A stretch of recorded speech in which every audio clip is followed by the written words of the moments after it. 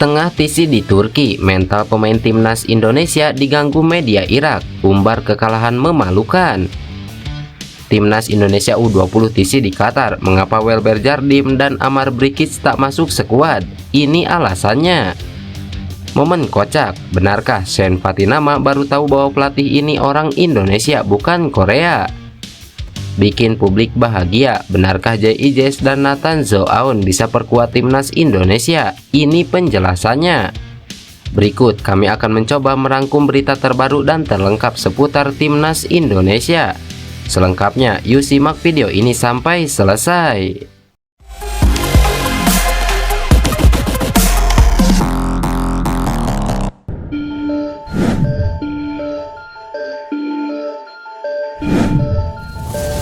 Kabar pertama datang dari timnas Indonesia senior yang sedikit mendapat gangguan dari media Irak jelang Piala Asia 2023. Saat ini Sintayong tengah memandu sesi tisi anak asuhnya.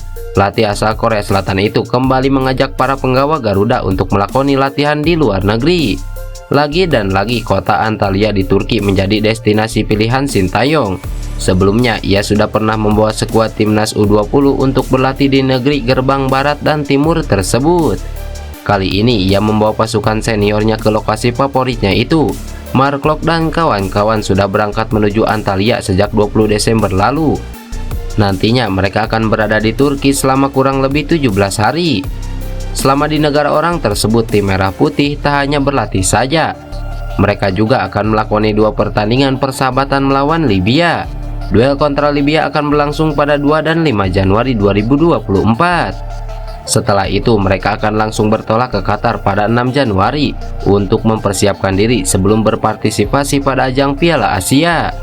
Sebagai informasi, turnamen prestasius benua kuning tersebut akan berlangsung pada 12 Januari hingga 10 Februari 2024. Pada ajang tersebut, skuad Garuda masuk ke dalam grup D bersama Jepang, Irak, dan Vietnam. Kini Sandy Walsh dan kawan-kawan mendapat sedikit gangguan dari salah satu klub rivalnya yakni Irak.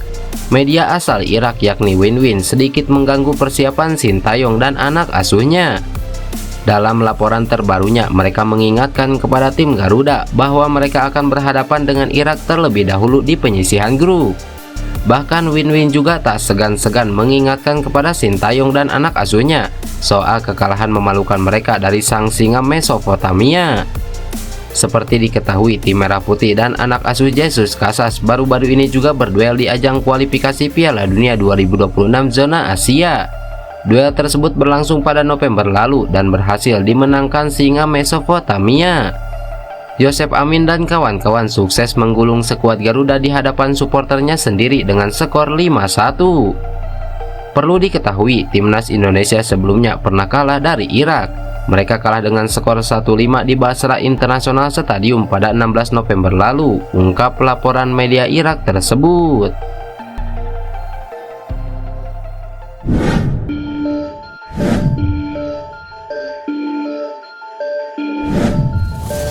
Kabar berikutnya datang dari timnas Indonesia U20. PSSI telah memanggil 26 pemain untuk pemusatan latihan timnas Indonesia U20 di Qatar.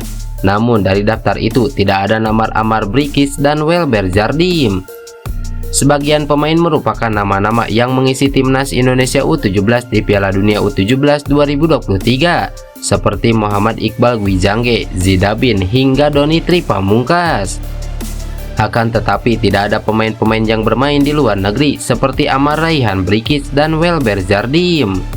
Direktur Teknik PSSI yang juga menjabat sebagai pelatih timnas Indonesia U20 Indra Sapri menjelaskan, Amar Brikic dan Welber Jardim tidak dipanggil karena lebih baik berkompetisi di luar negeri.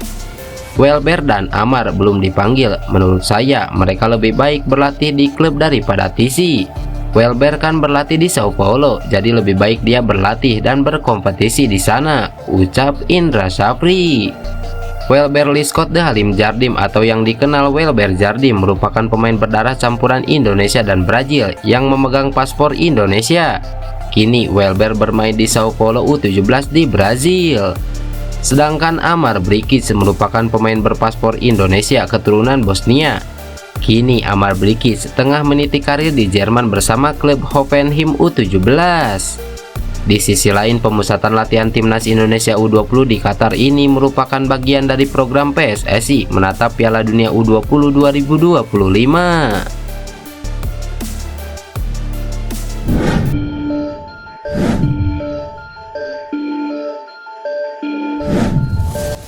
Sebuah cerita lucu datang dari skuad timnas Indonesia ketika Shane Patinama ternyata selama ini anggap Nova Arianto berasal dari Korea Selatan.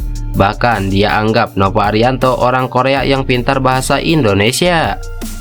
Memang Shane Patinama baru saja beberapa kali bergabung timnas Indonesia semenjak proses naturalisasinya rampung.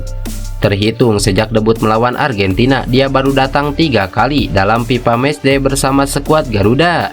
Nah, ternyata Shane Patinama selama ini mengira kalau Nova Arianto merupakan asisten Sintayong yang didatangkan langsung dari Korea Selatan.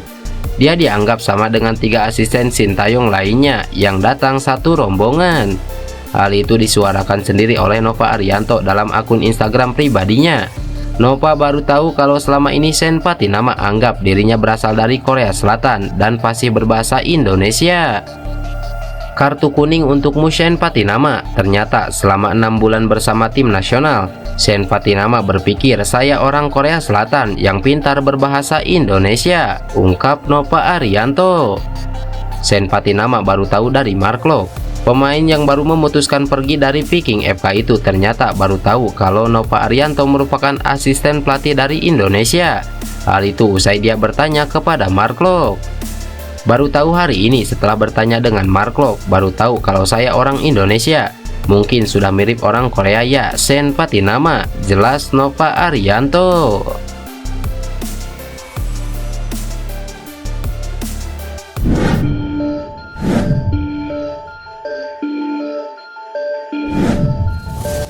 Terdapat cerita menyesakan terkait gagalnya J.I. Jess dan Nathan Zoaon membela timnas Indonesia di Piala Asia 2023. J.I. Jess dan Nathan Zoaon merupakan 2 pemain keturunan yang tengah menjalani proses naturalisasi. Keduanya sempat diharapkan bisa masuk skuad Garuda di Piala Asia 2023 sebelum peluang itu akhirnya tertutup. Menurut anggota Komite Eksekutif PSSI Arya Sinulinga, J.I. Jess dan Nathan sejatinya sudah selangkah lagi untuk bisa memperkuat timnas Indonesia di Piala Asia 2023. Namun kesempatan itu buyar lantaran kedua pemain disibukkan jadwal padat bersama timnya masing-masing, sehingga belum bisa menjalani sumpah sebagai warga negara Indonesia. Sumpah WNI adalah proses terakhir bagi seorang yang tengah menjalani naturalisasi. Setelah itu mereka tinggal mendapatkan paspor dan KTP Indonesia. Tinggal sumpah menjadi WNI. Ini masalahnya mereka tidak bisa datang ke Indonesia gara-gara masih tanding. Mereka tinggal sumpah sebenarnya, kata Arya Sinulinga.